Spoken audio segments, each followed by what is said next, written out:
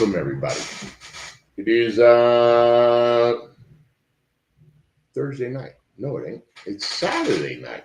Damn, I got lost. I'm thinking of a political show. It's Saturday night. And this is the NGSC Sports NBA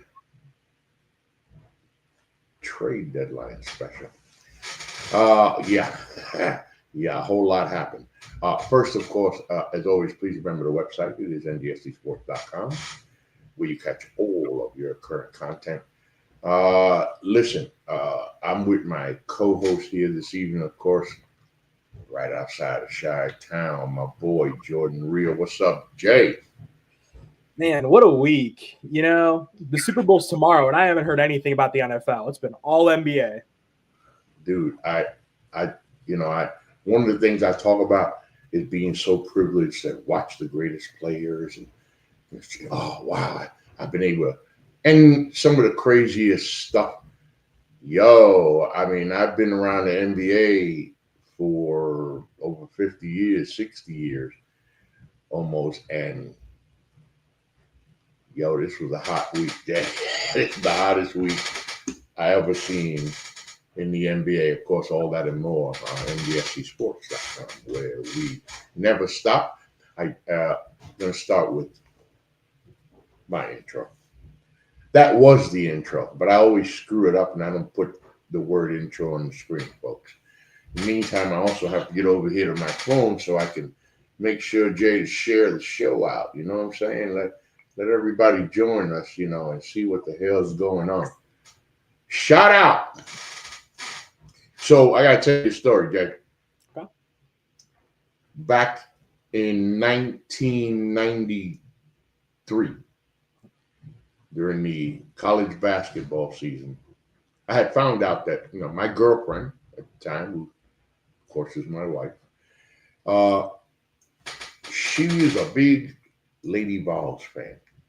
And what's so crazy about that is I started following Pat Summitt when I read an article in a New York newspaper in 1974 that talked about a young woman who was about to become the head coach of the University of Tennessee Lady Vols basketball team. She was also the bus driver. She did the laundry. I don't know why. It was in a little corner, a little piece of the paper, sports section. I thought, I'm going to follow that lady. Her name's Pat Head. I'm going to follow that lady. Of course, I'm talking about the legendary Pat Head son, head coach, University of Tennessee Lady Vols. So I follow her. I meet my wife. I'm really starting to love me some Tennessee and getting used to living in Tennessee now about 7 years. Tennessee football, Tennessee basketball, Lady Vols basketball. So there's a game on, okay? Lady Vols against the Vanderbilt Commodores. By halftime, the Lady Vols are up 30, 31, 32. I told my wife, I'm going to get on out of here, go in the room or something, because this is stupid. I mean, they should have been up 50. But it was up like 32. It wasn't even a game, Jack. So anyway, second half started. Sometime in the second half, what the hell's going on in there? So I'm like, damn, I'm gonna have to run back in because something's happening, right? So I run back in, look at the score, Jay. The Lady Vols are up 61 points. I look at my girlfriend. I say, yo, baby, what's up? She said, what? I said, baby, you screaming. They up 61. I ain't even going to say what she said to me from that day. She went off on me. I don't give a fuck. If they up 100, them bitches back. She went off. I said, damn, I think I'm going to love hanging out with this woman. All right, let me hurry up and finish this up. University of Tennessee Lady Vols, Pat Summitt, in my house, my daughter, my oldest girl. That's sacrilegious. We love Pat. We miss you, Pat.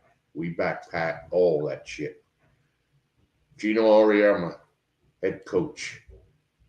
UConn Huskies, 11 national championships, 3 more than the Lady Vols. The rivalry, yo, Jay. Yo, these were women on a basketball court. These are heavyweight championship fight. 15 rounds between these two teams, man. Every time they bang, classic. 2 nights ago, we had another classic. As UConn came to Knoxville, Tennessee, number 5 UConn Huskies, about to face the number 19 Lady Vols and new head coach Kim Caldwell. Obviously, with my mood, you know what happened. Lady Vols come out on top, get the big win. Oh, Jay, happy times in Tennessee, happy times in my family, happy times on Rocky Top. But you know what? That's not what we're here to talk about. This past Thursday, right, Jay? Thursday. Yep. Saw the craziest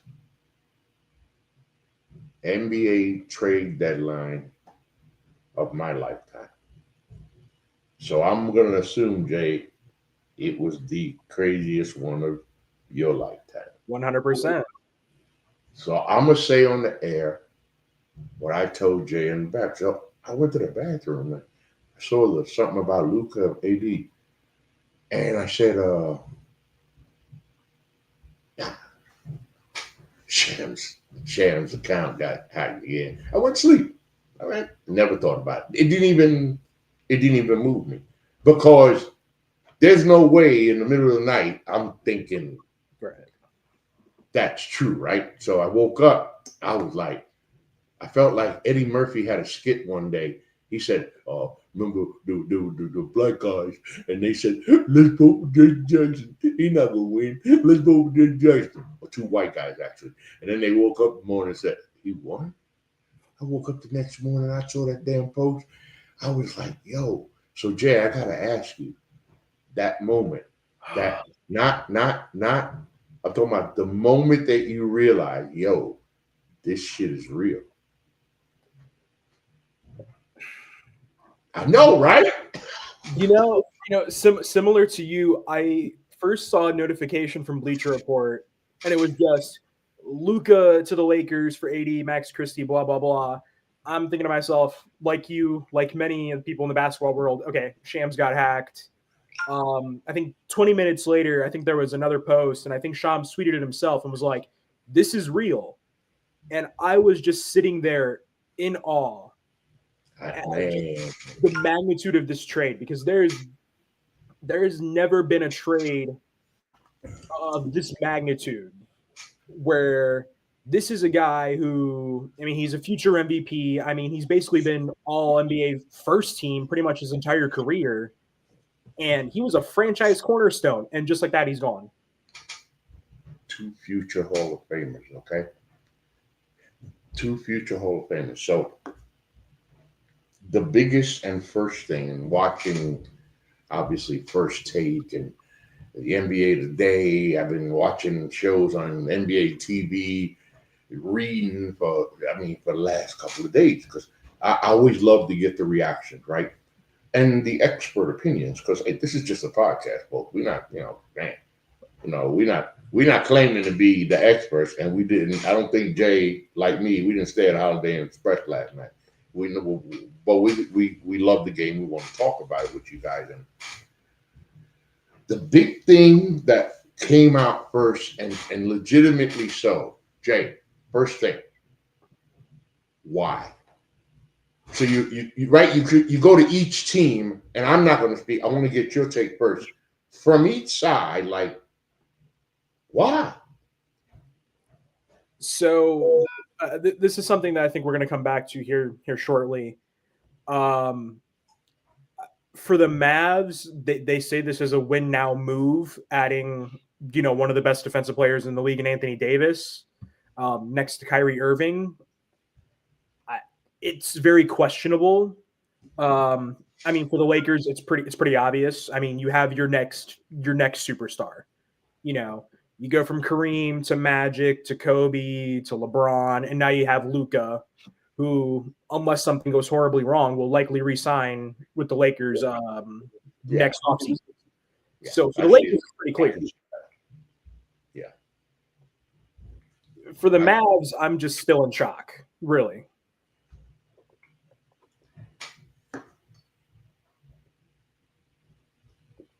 The one thing that I saw that was constant about this was what the hell happened in Dallas? Because first of all, when you talk about this out of shape shit, yes, yeah. Somebody said it on one of the shows, could have been First Take, somewhere said, why Luka seems to be the only one during the NBA season that gained weight while everybody's losing weight. Okay, you know what? Here's what I'm gonna say about that. Okay, is Luka don't play defense. LeBron don't play defense. And listen, a lot of great players don't play a lot of defense. You know, they know for their offensive prowess, some for defense. And not everybody can be Mike.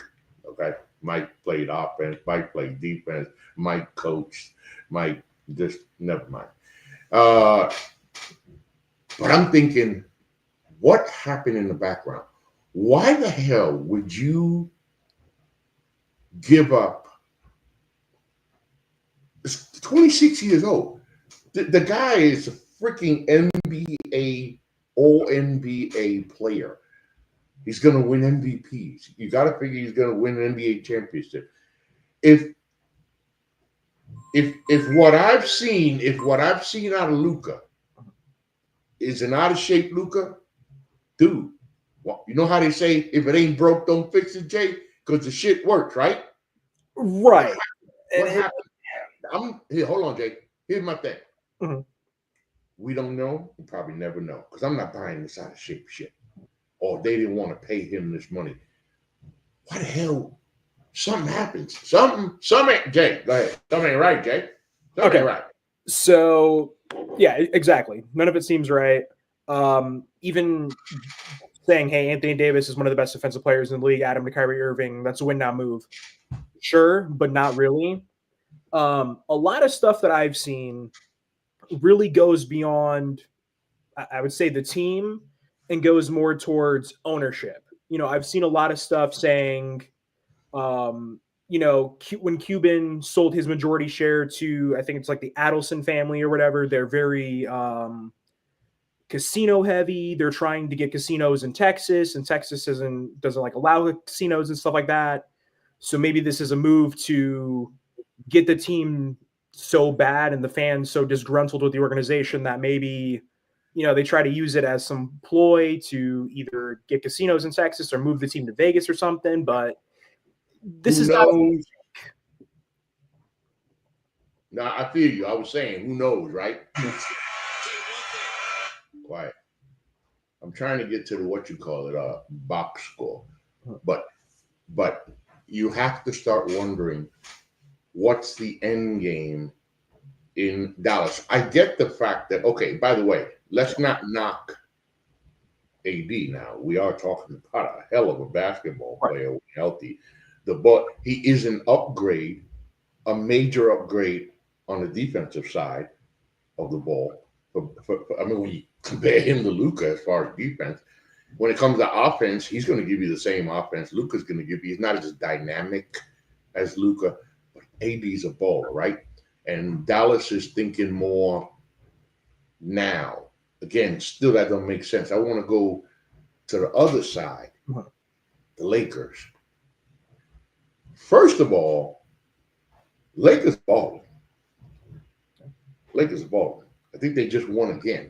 I'm trying to get to the what you call it. Yeah, there it is right here. But the Lakers won. Now, AD played his first game with the Mavericks. You see what he did? Yeah, left with 26 points, 16 rebounds, 7 assists, and 3 blocks in 31 minutes before exiting in the third quarter. And I was watching a couple little highlights of that.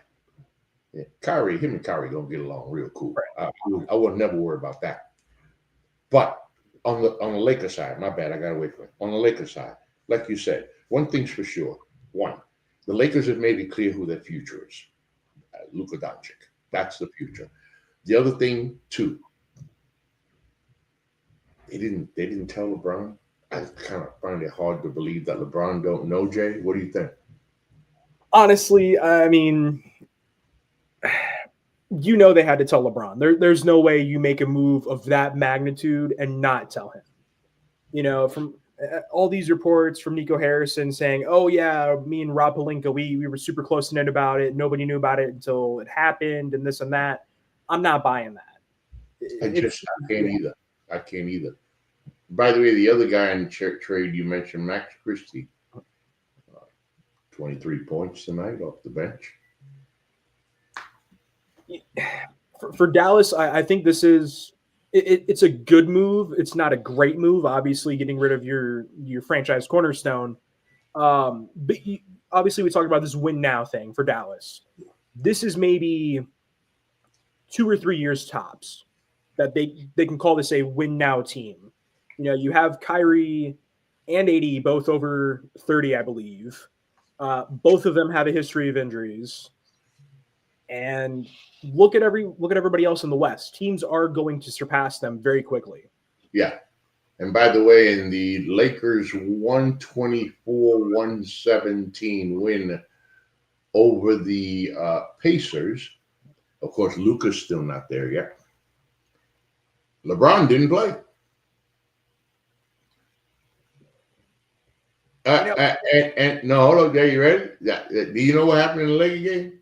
What? You don't? No. Okay. Hachimura, he got 24 and 9. Not bad. Actually, I do now. Yeah, I do now. 45 points. Austin Reeves got what? I just looked at it and said, because Austin Reeves had a big night. Well, how big of a night did he have, man? We have 27, but 45.7 rebounds, 7 assists. This is one basketball player. I'm going to tell you, Jay, he snuck up on me. Uh-huh. He snuck up on me. Now, when you look at the Lakers, because one of the things that I've always believed, and it said a lot, the thing about great players, it isn't just the fact that they got these incredible skills that are generational. To me, what's the sense of being great if you can't make those around you greater? Exactly. That if you can't adjust your skill set to fit what the team needs, in this case, the argument is that you have two ball hogs in Luka and LeBron. How do they coexist? First of all, you find a way. Right. First of all, you find a way. But when I look at this team, Hachimura is another one that boy can play. Reeves, LeBron, Luka, and I'm going to give it to you with this, Jay. I'm looking at it like this. First of all, Lakers are already playing good ball, and Luka ain't even on there yet, okay? Yeah. And they still playing good ball, and AD is gone now. If LeBron and Luka make the adjustment that players of their caliber shouldn't really have much of a problem making, hey, yo, we talking about the Lakers contending for a home spot, man. Yeah. Yeah, no. I mean, looking at the standings, I mean, they're pretty much right there in contention for, a home playing spot. That the biggest adjustment that's going to have to be made, I think LeBron's going to have to be that number 2 option now. Not a 1A, 1B, like how it felt with Anthony Davis, but Luka is the clear number 1 option on this team. And that's nothing against LeBron.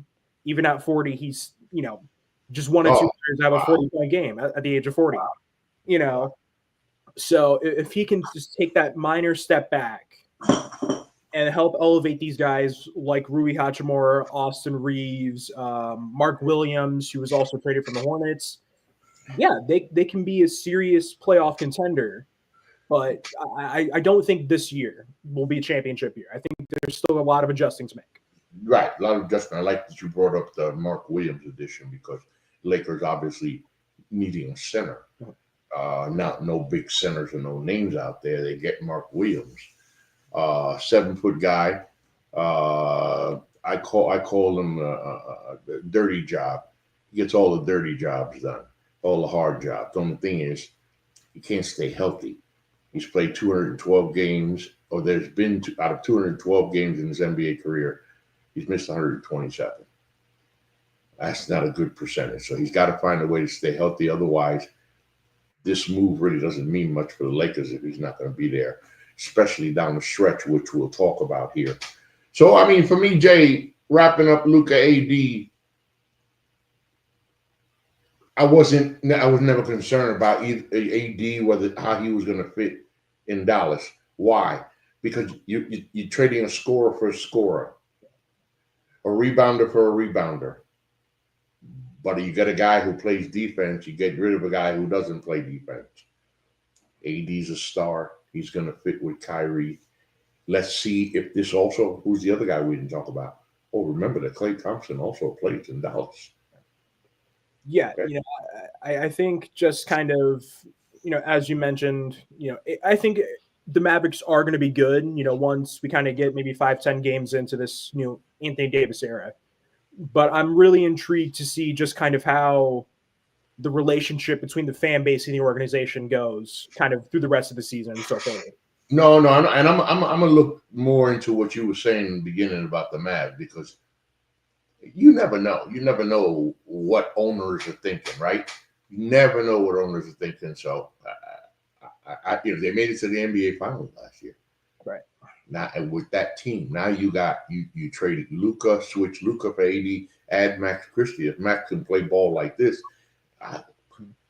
so I think for both teams, as crazy as the move is, it might work out for both. And they did it in the middle of the night, like no suitors, no offer. Dallas just say, "Yo, we want to get rid of Luka, man. Don't tell anybody. What's up? What you got? Give me AD." Yeah, that kind of, that's very questionable too. Only talk to the Lakers, but another conversation for another day. Two names that we have heard, one we've heard for quite some time. The other one, as of recent late, the Aaron Fox, Sacramento Kings, Zach LaVine, Chicago Bulls. There was a trade that involved several players, a couple of teams. The big move, of course. Jay, you pair the Aaron Fox with Victor Wembanyama. And I'm going to tell you, bro, when I look at that and I take off my glasses and I close my eyes and just kind of play a couple of future clips of Fox and Wemby together, my eyes go, damn. What you think, Jay? Yeah, obviously we kind of heard some of the stuff earlier in the season about, some tension between Fox and the Kings organization. You fire Mike Brown, have Doug Christie take over, this and that. And then the reports come out that basically Fox wants out and San Antonio is his preferred destination. The Kings didn't have a choice here. I mean, it was either trade him now and get what you can, or let him walk next summer and he goes to the Spurs anyways. Yeah. So you really find that probably one of the best point guards available to pair with Victor Wembanyama. Fox is a pretty great scorer. I believe it's around, 24-ish points a game. A pretty, I would say, a sly player, especially great on the defensive end as well, known for getting steals, fast breaks, everything like that. But he's still a very young player, still kind of entering his prime. And then you have Wembanyama in his second season. And were the expectations high? I would say yes. But I don't think many people thought that they would already be in playoff contention. No. So soon. No. But, yeah, I mean, Wembanyama has basically, just in 2 years, already become one of the best players in the league. And adding Fox to that makes them a legitimate playoff team. And then obviously you still have Chris Paul there. Who better to learn from Aaron Fox than the point guard himself? If I was De'Aaron Fox, I'd be point guard. Point guard. Oh, point guard. Can you please teach me to be a master at the pick and roll? Please. Man, if you get a pick and roll with De'Aaron Fox and Wembanyama, and by the way, speaking of Wemby, look, the first time I finally saw a picture of him, how can you not help but say, this little skinny, are you what? He gonna do what? I'm like, boy, if you don't gain 40 pounds before you get to the NBA. But that's my first look. And then, of course, doing what we do, I said, let me check out some film on the boy. I was like, the biggest thing I was impressed about was his footwork and his ability to handle the basketball, get up and down the court like a freaking guard. And then he gets to the NBA, has his rookie year. But this year, like you said, yeah, you knew he was going to improve. We talked about it last year. You knew he was going to improve. But, dude, the improvement, man. He's so good. It messes with my head. This boy's 7'4", right? He got a wingspan of like 99 feet. And he could just pull up like silk. A turnaround, fade away, three-pointer, finger roll, layup, but everything. And by the way, I want to say something that I said about Shaquille O'Neal in his second year. And he still don't know how to play in the NBA yet. Wait till Wemby figures it out. And now he got De'Aaron Fox to go with him. Let me tell you something. You know, certain organizations, Jay, they know how to do it. The San Antonio Spurs always get the big man. In recent decades, they get the big man. Yeah, that's Louis. I knew he was going to hit me up. They get the big man. Now they got Wemby, and they're going to be a destination team. What, a couple of years? Well, you bring up a great point here. You mentioned organizations that know how to do it. One of the teams in this 3-team trade is clearly an organization that doesn't know how to do it, and that's the Chicago Bulls. Okay.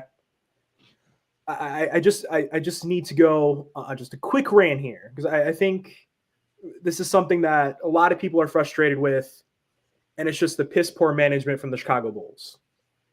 You know, you have this entire trade saga basically for a couple seasons now with Zach LaVine. You want to trade him, you don't want to trade him. You hold off doing it last year because you're not talking about, we're not going to get what we want, but there were better offers last year. And then you end up trading him for a couple role players in your own draft pick. And just the current Bulls management regime, when it comes to trading players, they've traded Alex Caruso, DeMar DeRozan. They traded for Nikola Vucevic in the 2021 deadline. They've basically gotten nothing for all of those players, and they've given up so much. So to don't call me.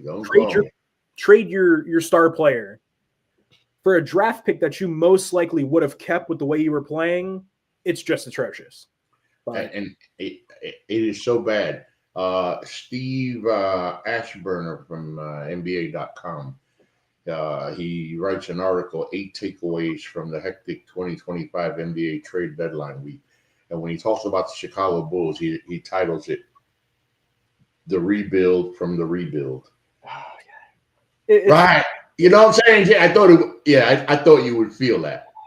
I just don't understand at this point how you trade away an all defensive guard, one of the best two guards, probably above 30, and you don't get a single draft pick back. But you mentioned the Chicago Bulls. How about the Sacramento Bulls? Because they're basically the Chicago Bulls. You reunite DeRozan and LaVine. You saw it for 3 years. It did not work. You have two guys who are ball dominant. DeRozan's a very ISO heavy guard. And, you could say the same for LaVine at times. He probably takes more shots than he should, but it's just not going to work in Sacramento. And I believe they are, 10th place right now in the West. I think they'll be lucky if they make the play-in, So I think going forward, they got the best they could, the Kings, given the situation. No, they did, because like you said, it was a no-win situation. They were going to lose them anyway. You got the second best player in the trade. But like I said, given 3 years of what happened in Chicago with DeMar and Zach playing together, it's not going to work in Sacramento. And when I think about Chicago, right? Louis, I'm doing a show, Louis. I just had to tell Louis, I apologize, Louis, but you have to stop. I'm doing a show. Anyway, my thing with Chicago, it takes me back to the championship years, right? Like here was a franchise and a fan base that didn't know winning. Jordan comes, everything changes. You got a three-peat.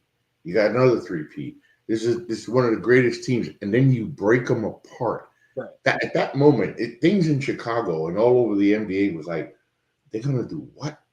And then they do this now, Jay. It's like, damn. You look at the landscape of the NBA, and you have your team, you have your big name teams, your New York Knicks, your Los Angeles Lakers, Boston Celtics, these big markets.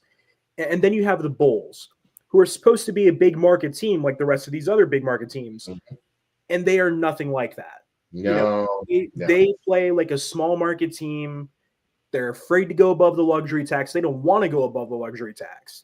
They're not willing to commit to big time winning moves, and yeah, Zach LaVine was there for 7 or 8 seasons. I think 7 seasons. And there were plenty of opportunities to build a contender around him. They just never did. They never did. And now we're kind of back at square one. It's going to be another rebuilding phase. And it almost looks like they never even tried hard enough, right? Yeah. Like they never really tried. So this guy over here on the article, Jay, he says, the term sense of urgency got tossed out so frequently in questions and answers in the Bulls post-trade deadline news conference that many thought a blizzard was raging from Waukegan down to Calumet City. But no, it was a term badly misused in referencing Chicago stuck in the play in inertia. Now, he says, the Bulls have had one winning season in the past 5 seasons, 1 playoff series, and 1 playoff win. Leadership over that span has come from Executive Vice President, let me try to get this right, Arturas Karnisobas and GM Mark Eversley, known colloquially as AKME. And I like to check this out, Jay. And about as effective as Wild E. Coyote's gadgetry. I mean, he just ragged their ass right there. You know what? It's kind of like your old school Scooby-Doo show. You pull off the mask, and it's just Garpax. It's the previous management regime. They don't do anything. It's just all about getting butts and seats, and that's all that Jerry Reinsdorf cares about. So that's my take. One of the things I don't like about today's NBA, let me say this the right way. One of the things I loved about the NBA when I was growing up is when you got your team, that was it. That was your team. For the next 4, 5, 8, 9 years, these were the guys that made your roster year after year. Might have been a little move here and there to move one, same bench, not the same NBA anymore, okay? Everybody's trying super teams and all this blah, blah, blah, blah, blah, blah, blah. None of that shit works. But I tell you what they are doing in the NBA now, Jay. If a player cries, bitches, and moans and complains enough, then he gets to go where he wants to go. And in the case of Jimmy Butler, that has happened in every stop that he has made. It's not like it was 1 or 2 stops. Every place Jimmy Butler has been, all of a sudden, Jimmy ain't happy. He becomes a pain in the ass, and then he moves. This time, he gets rewarded for all that bullshit, Jay, and he goes to the Warriors.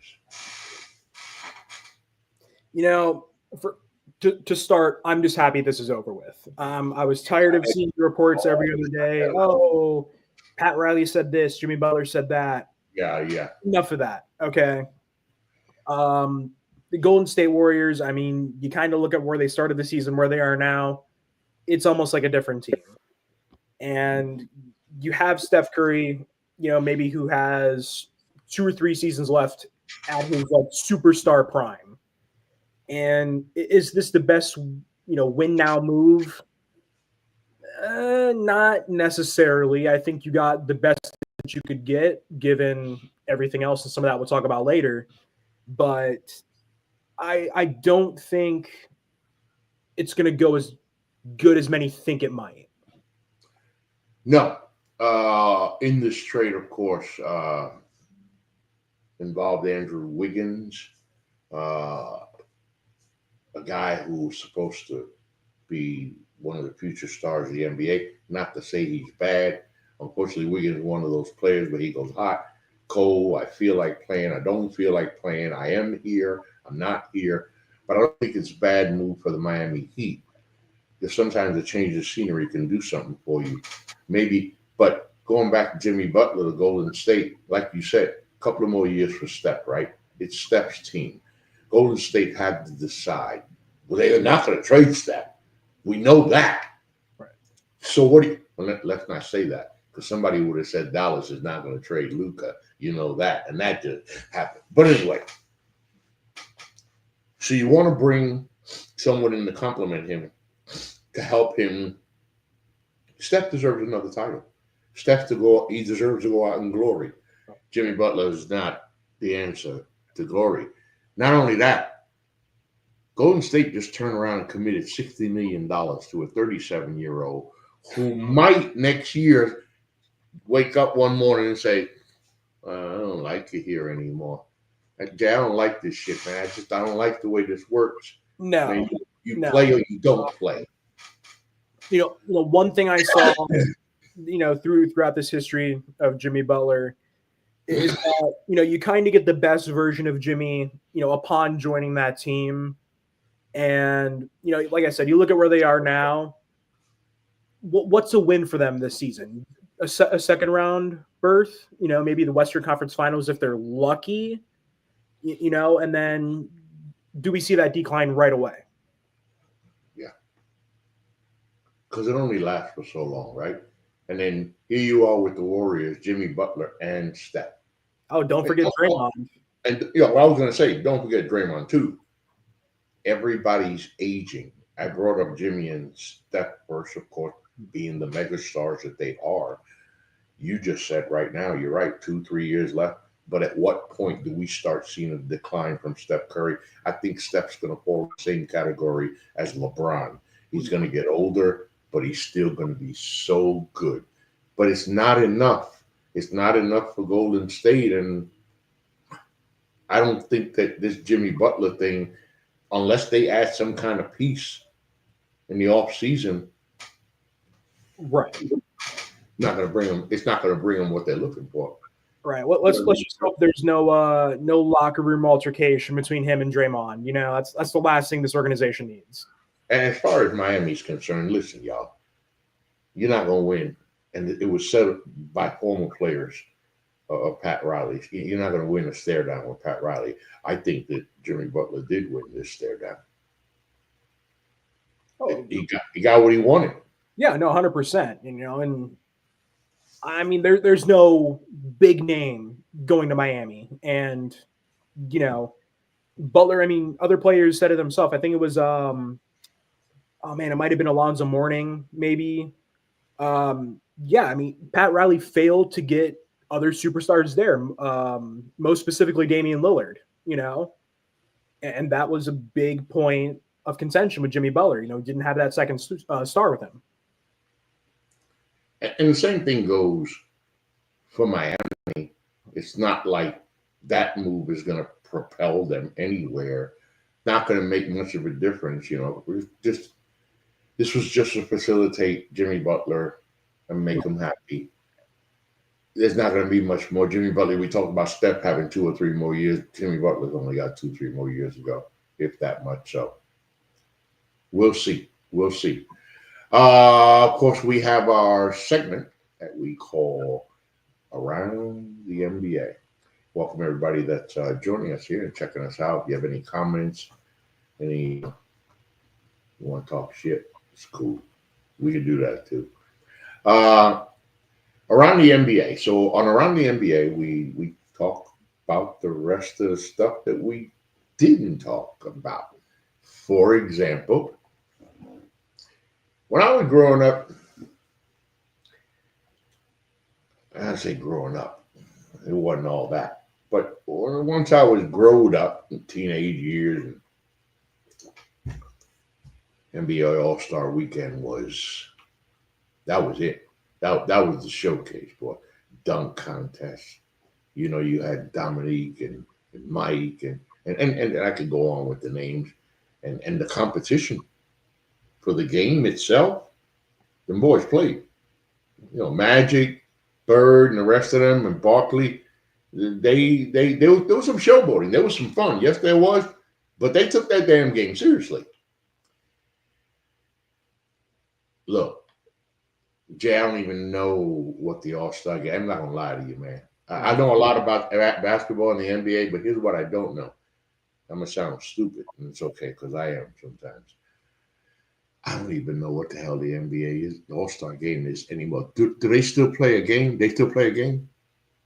It's a glorified shoot around. That's what it is. And they nobody want the dunk contest. What dunk contest? Who are these guys?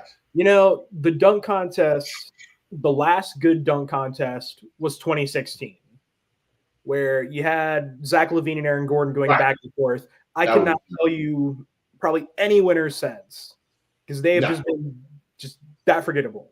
I don't even know who's been in it. But yeah, no, I mean, the slam dunk contest this year. You got Mac McClung going for, his third win in a row, and then who? Mac McClung. I'm supposed to know who the hell that is. I think the Magic's G League team is who he plays for. It doesn't make much sense. Mac McClung. Yeah, Mac McClung. And then it looks like it's 3 rookies.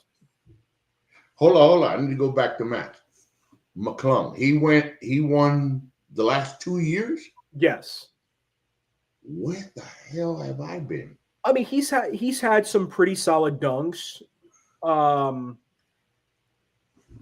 Again, a little forgettable just because, not a big name, really wasn't competing against any big names.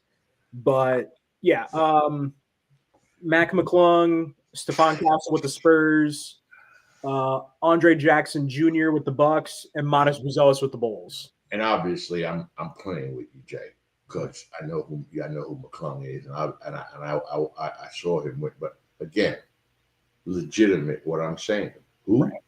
Who? There are no big names.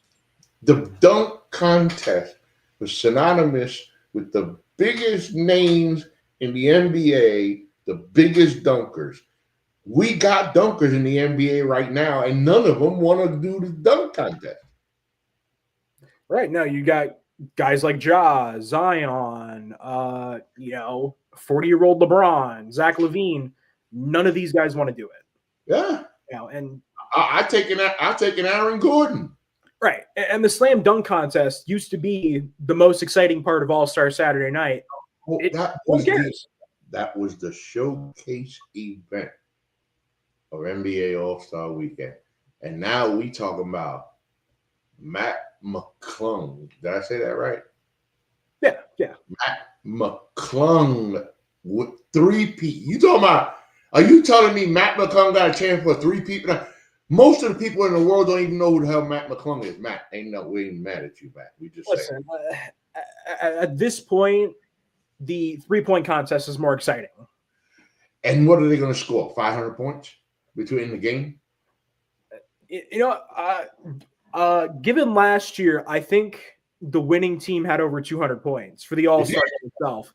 But it's a different format this year. It's like a little tournament. It's think it's like 40 points. It's something ridiculous. See, I don't even see. That's what I'm saying. Hold up, Jay. Right. I got to know now.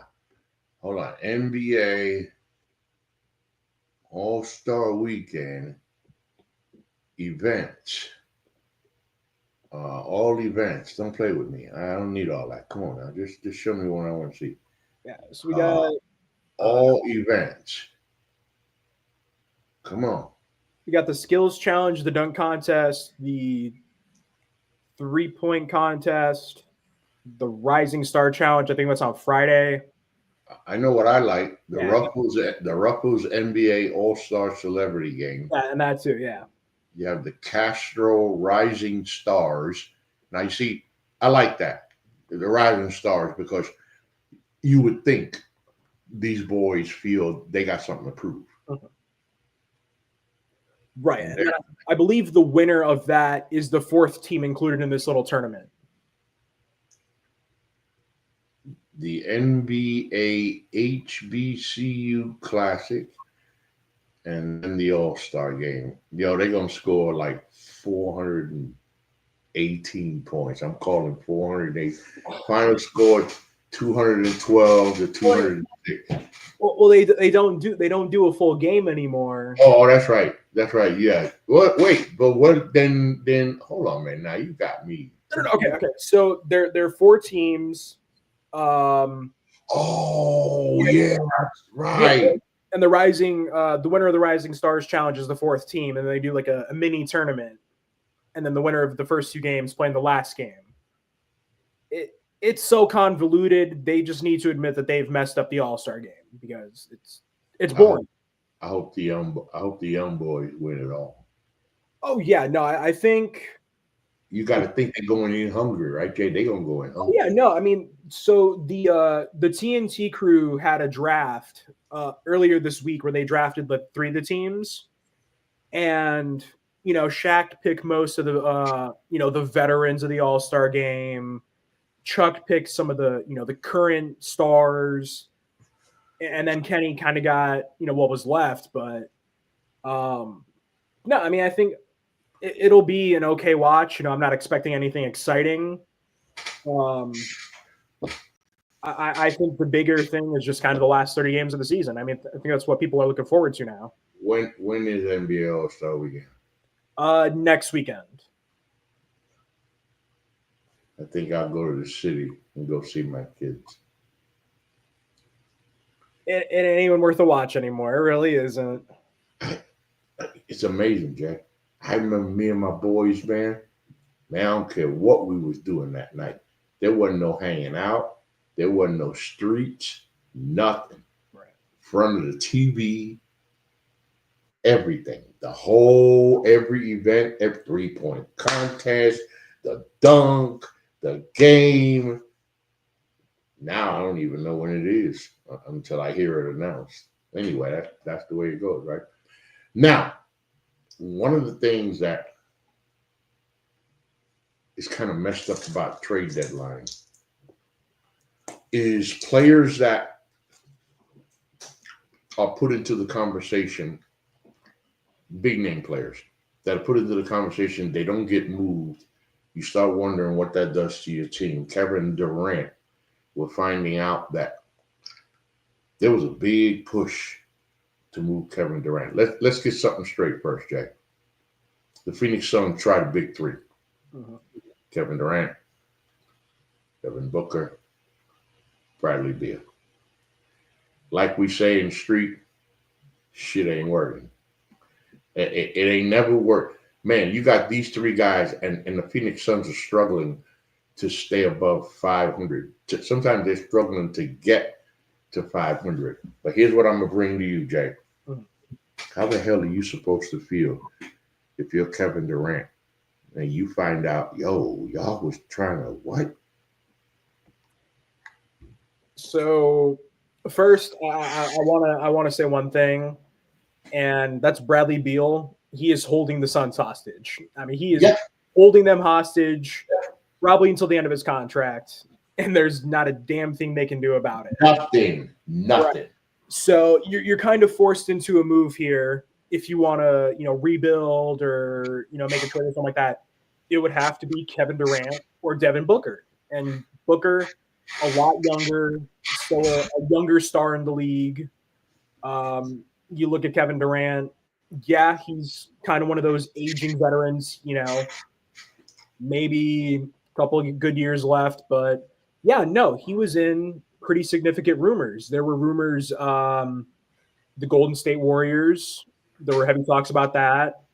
And then also Miami Heat, and what I found interesting, which might also not be shocking at the same time, after the Butler trade, the Suns and Warriors had trade talks trading Jimmy Butler for Kevin Durant.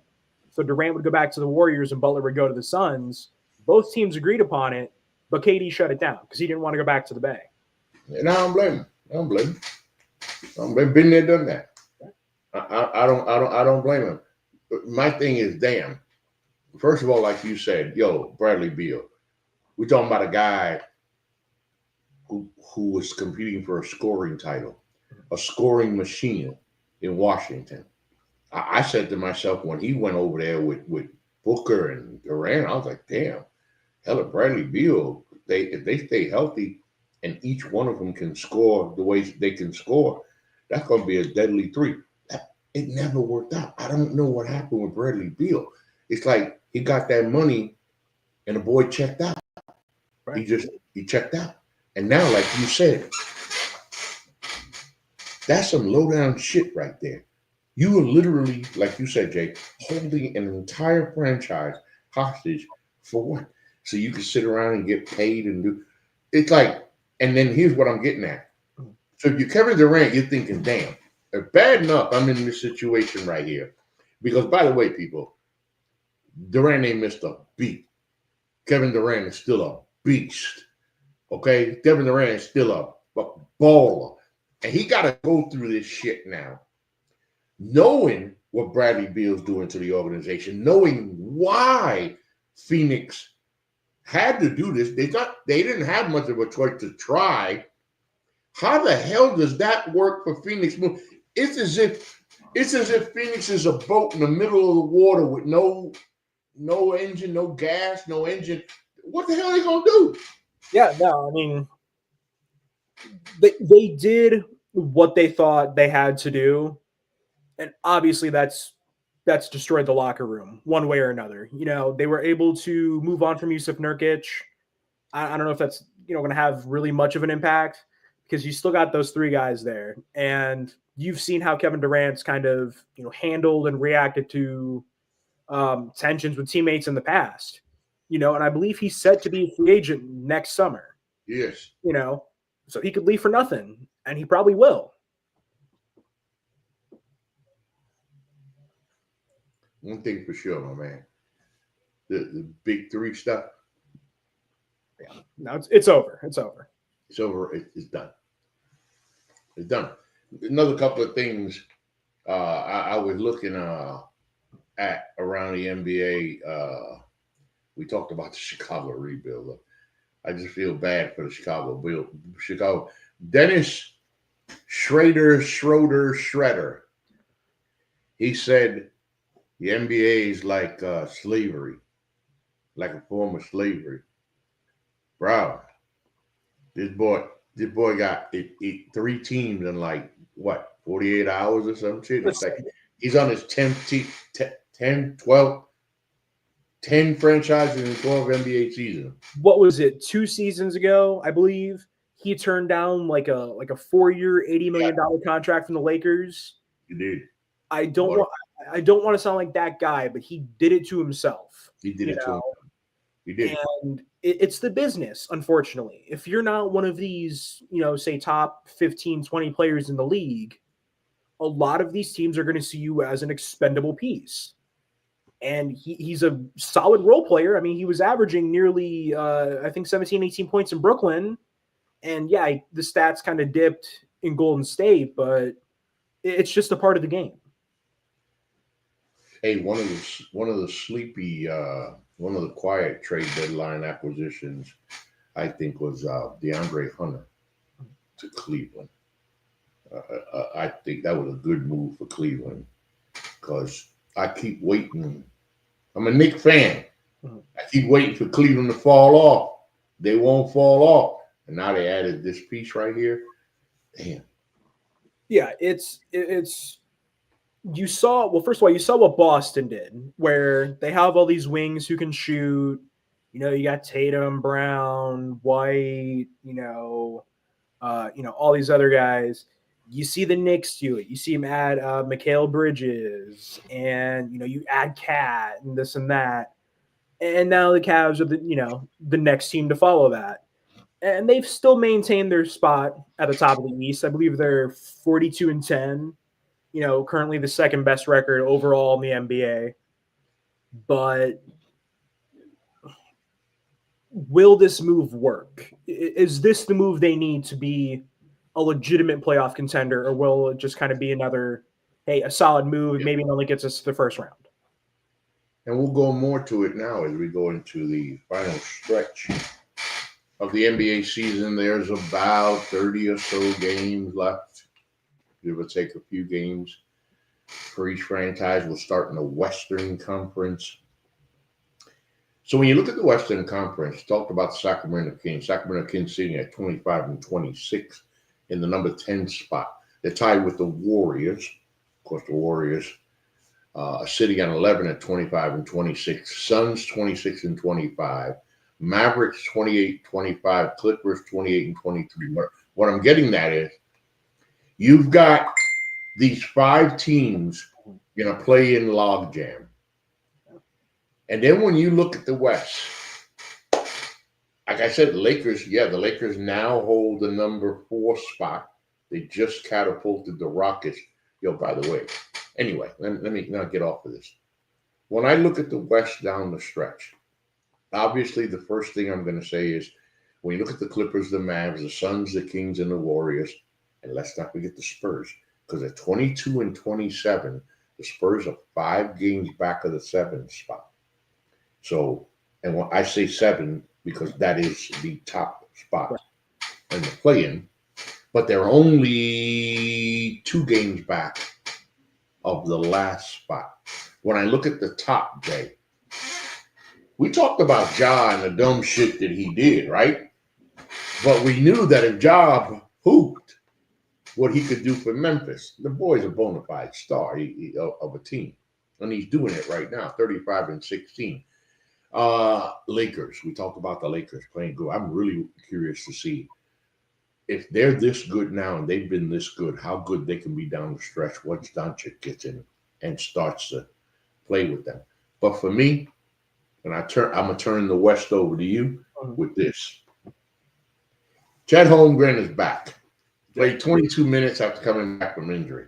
It's going to take a minute for Chet to play himself back into basketball game shape, as they say. And he's been gone for a while.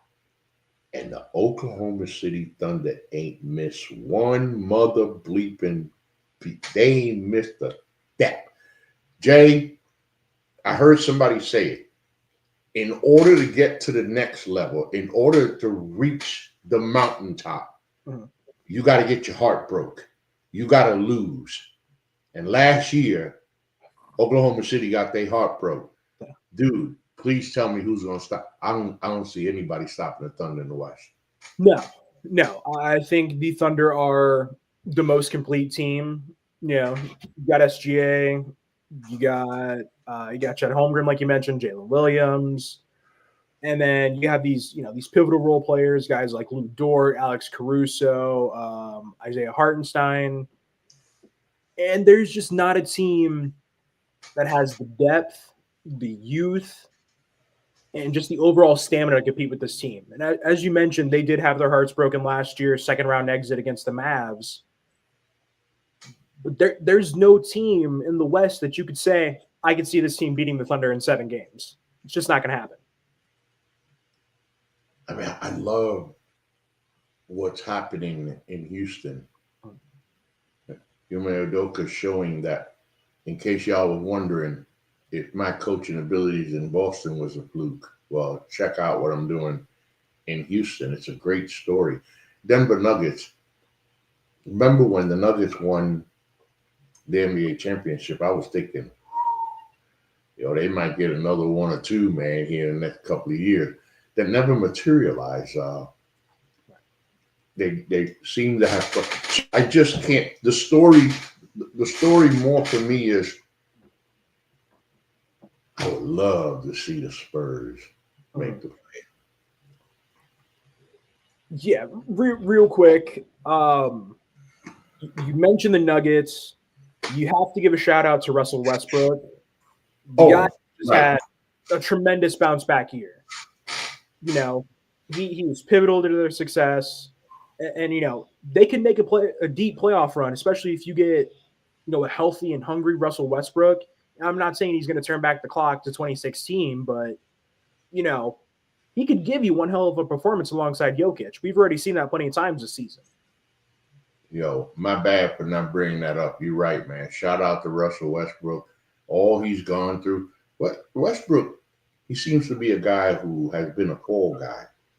And my problem with that is, when you watch Russell Westbrook in his prime going up and down the freaking court, a triple-double machine, okay, you're going to have your erratic moments and stuff, but I'm happy for him for the season that he's having. Right. And that's going to be key. He's going to be key if Denver hopes to make a deep run in the playoffs. Right. And, I think realistically, worst case scenario, they might fall to fifth. I don't see them falling, 6 or below. But, Grizzlies are looking solid. You mentioned the Lakers. You mentioned the Rockets. Timberwolves, they're kind of there. They're still trying to figure it out. That's the one I'm curious about is the Timberwolves, because you're right. They're still trying to figure it out, right? They're sitting in the 6th spot. It's just a feeling, man. I just got a feeling that the Wolves are going to drop. I don't know. It's a matter of who's going to move up. The chemistry just isn't there. No, it's not the same as Ant and Cat together. Randall, he's still a solid player. Give him his credit, but he's just not the right player to pair alongside Ant. And poor Dante DiVincenzo at the Mecca in the Garden with all the noise and all the attention he received last year. God damn, he's a forgotten soul now. Yeah, no, you figured that's a guy that would have been, a highly valuable trade target before the deadline. Didn't hear anything about him. Nothing. Literally nothing. And then we go to the East. The aforementioned Cleveland Cavaliers sitting at 42-10 atop the Eastern Conference. I waited when they came out the gate the way they came out. First thing I said was, all right, then they'll fall back here in a little bit. Okay, so the Cavaliers are not falling back. They're not falling back, and they're playing. They really are that damn good. And they had DeAndre Hunter, like I said, man. Damn. In just about 30 minutes from now, a big game takes place at Madison Square Garden as the number 3 seed in the East, New York Knicks host the 2 seed in the East, the Boston Celtics. Of course, the Boston Celtics looking to repeat as NBA champions. Look, man, speaking of my Knicks, somebody said Jalen Brunson is the best point guard in the league. I don't know if I'm going to go that far. He's the best guard in the league, period. I'm not going to know if I'm going to go that far. But what I'm interested in when it comes to the Knicks, what happens with Mitchell Robinson when he comes back? This guy, I don't think he can stay healthy laying down in a bed. So, can he stay healthy? Because if he could stay healthy, you take Cat out of that 5 spot and you put Mitchell where he belongs.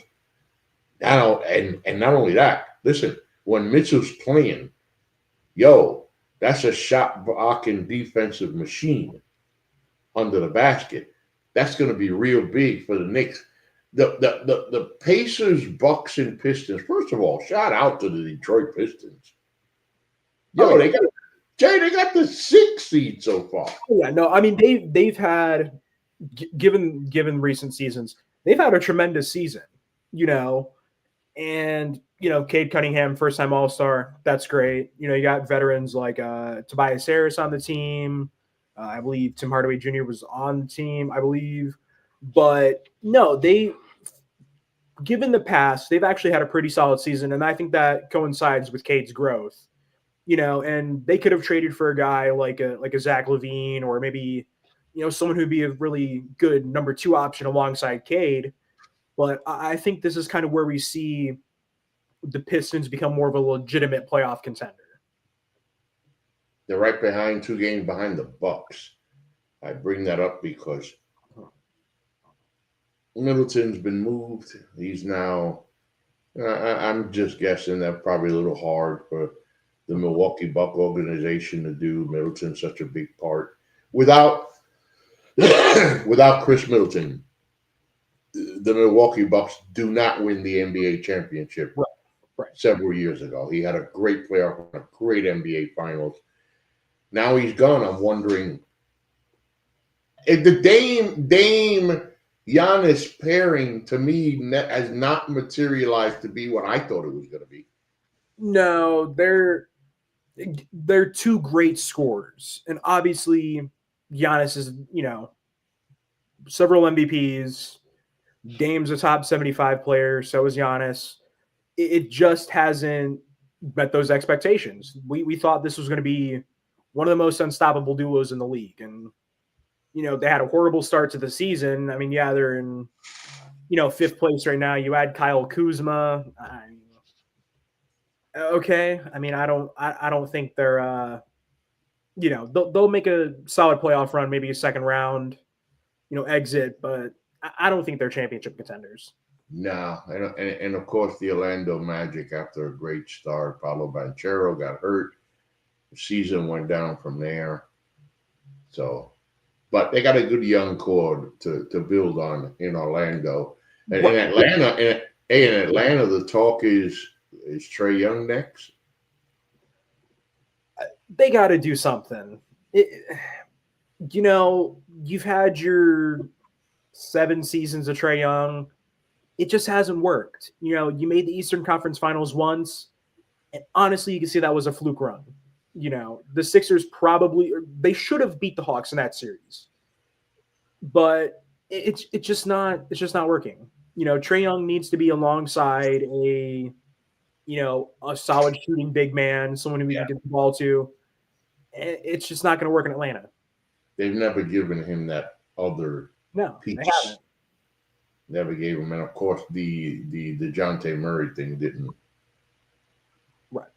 That never came of anything. It's funny because I wanted Murray in New York really bad, but I think we did all right when we landed, when we had to settle for Jalen Brunson. I think we did all right. Listen, by the way, speaking of that, it's a hell of a duo to watch Brunson. Brunson, of course, Karl Anthony Towns, Cat were both starters for the NBA. I don't know what that means, since there supposedly isn't a game, so I really don't know what that means. Because anyway, I don't know, don't get me into it. But we're going to go now into Boy, I tell you, I got a final thought for you, my brother. I got a final thought for you, but Jay, final thoughts. Yeah, I mean, obviously, just kind of going back to the beginning, this week has just been extremely hectic. I think the NBA, it hasn't been flipped upside down, but there's definitely been a seismic shift. You've seen all these big names move. And given all the talks earlier in the season where people were worried about, hey, are we going to see a lot of these moves with the new CBA?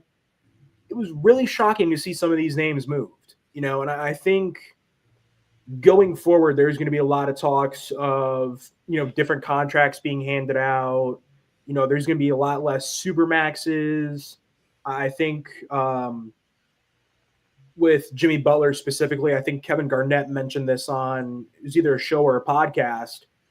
But are we going to see a change in contracts where they're non-guaranteed because of guys like Jimmy Butler and the actions, he took this season? So I'm definitely interested to see just kind of how this deadline alone changes things going forward. I like that. I like that because you kind of took some of where I'm going to go.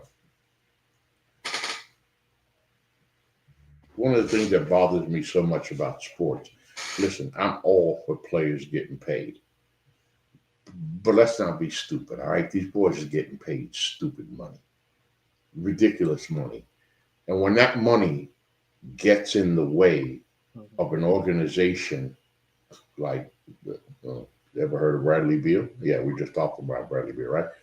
When an organization gets themselves hamstrung in a situation like this, and then they find themselves doing the unthinkable. You think the Phoenix Suns want to trade Kevin Durant? Are you out of your mind? Of course they don't. But they got to look out for the organization. They got to do what's best for the organization. So they tried. Let's see if this really backfires on Phoenix. What gets to me is these contracts, like Beal's, no trade clauses. It's just all these little nuances. Here's my suggestion. How about we go to 1 year contracts? 1 year contract. I'm tired of the standard shit. How about we go to 1 year contract? Why I say a 1 year contract? Bro, you're going to have to play. If you want to get paid next year, when this contract's over, you got to play. Because the only way you're going to get paid is to play.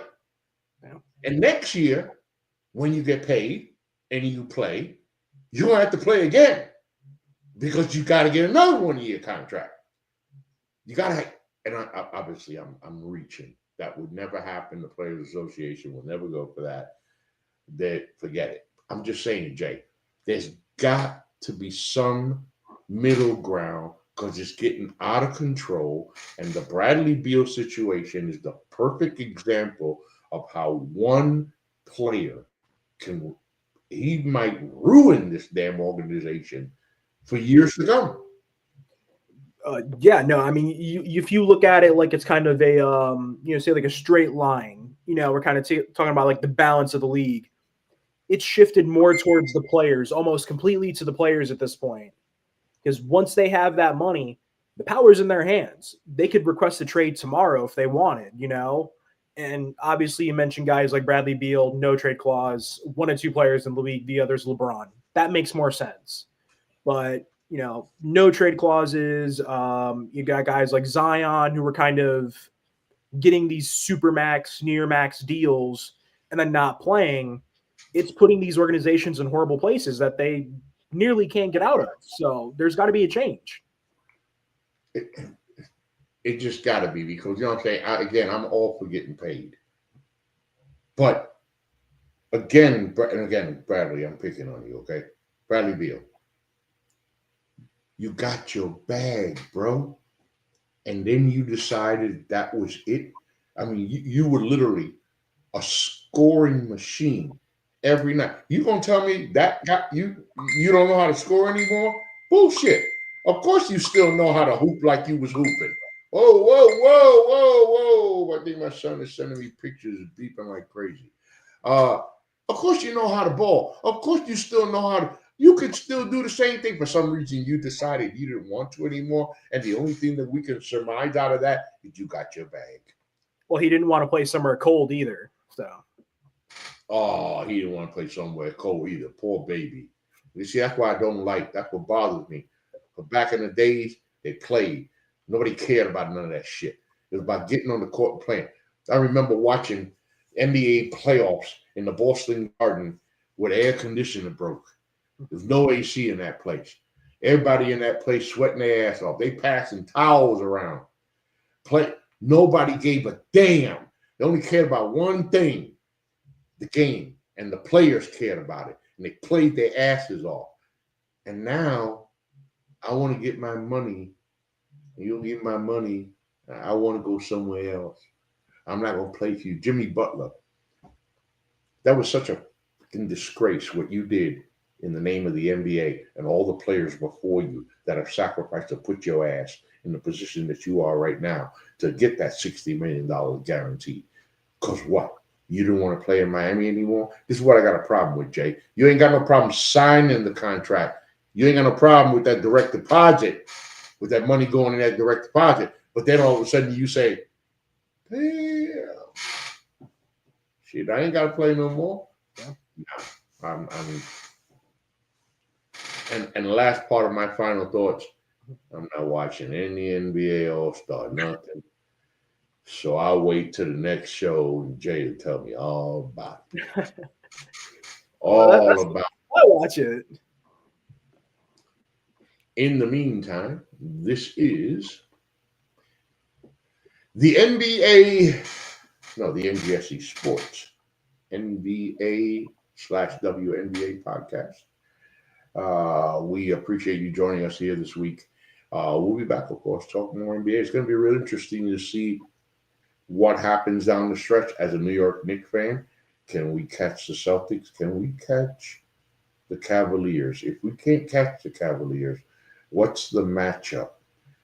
How do we get past?